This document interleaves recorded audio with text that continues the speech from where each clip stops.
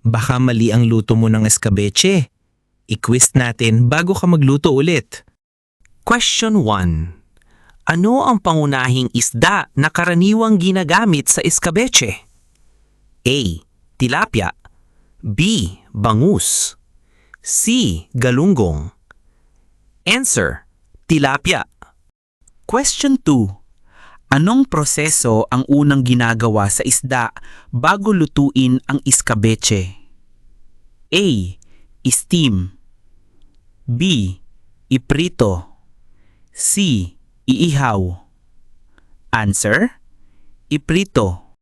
Question 3. Anong pampalasa ang nagbibigay ng matamis na lasa sa escabeche?